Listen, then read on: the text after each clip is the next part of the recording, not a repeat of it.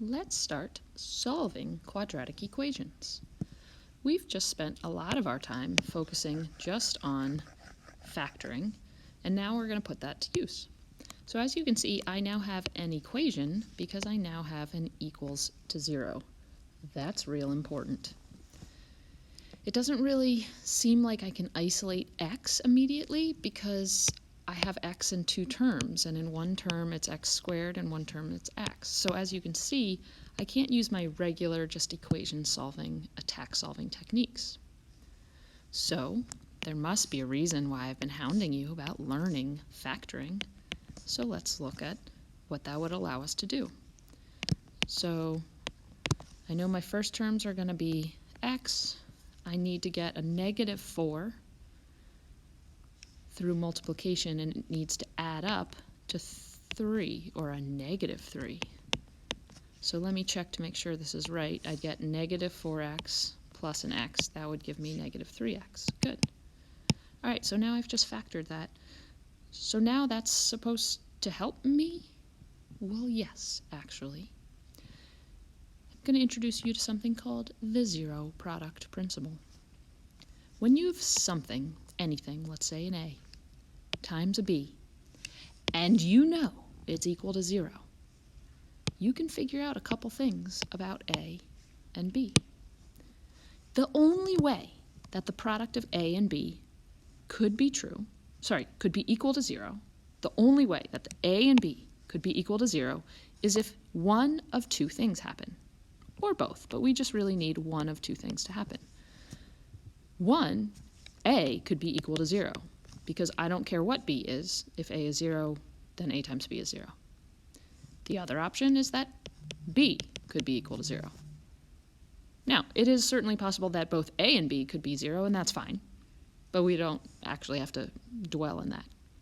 So based on the zero product principle, what I'm going to do up here is to solve my quadratic equation.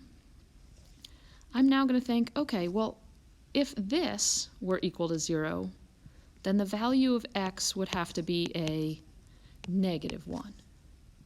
And then the value over here would be a negative 5, but I'd get 0 times a negative 5, and I'd still get 0. That'd be cool.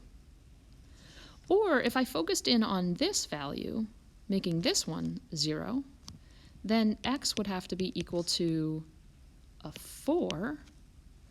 Now over here I'd have 4 plus 1, I'd get 5, and I'd have 5 times 0, and that's still equal to 0, so that's totally cool. So my solution set for this original equation is either negative 1 or 4. And I would write it in this solution set format, or write x equals negative 1 comma 4. It's more mathematically correct, and you'll see it in official books and texts written like this. It is a solution set. So what does that mean? That means if I plug in negative 1 into my original equation, it should turn out to be equal to 0.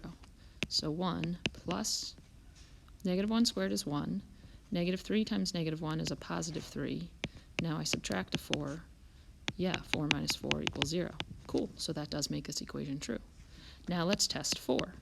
4 squared minus 3 times 4 minus a 4. Does that equal 0?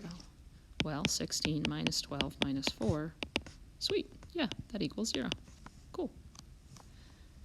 So notice, solving quadratic equations, you need to set it equal to 0, then you factor, and then you figure out how to make each factor equal to 0.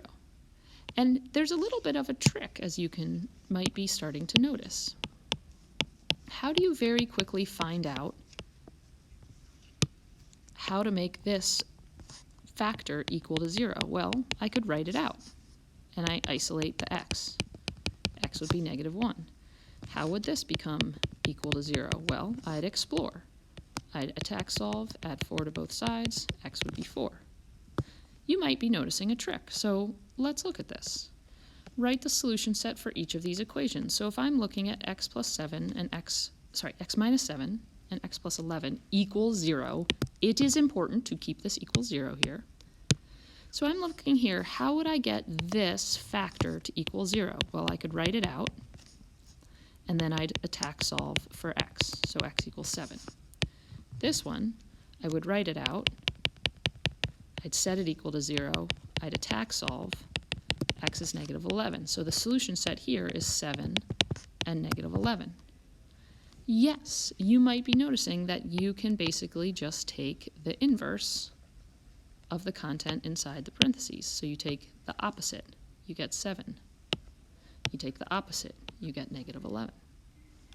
So now try to anticipate the solution set for this equation. You would take the opposite, negative 4.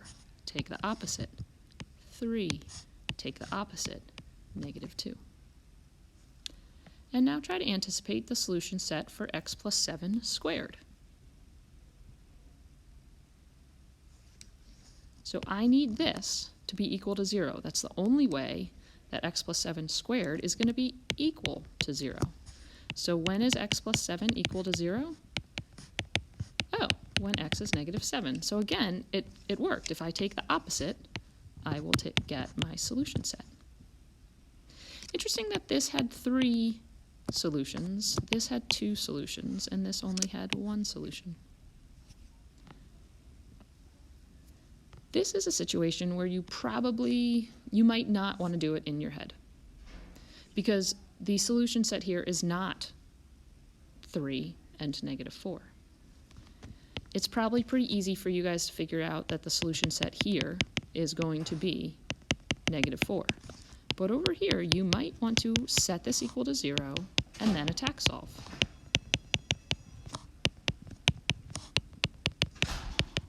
So my solution set is negative 4 and 3/2.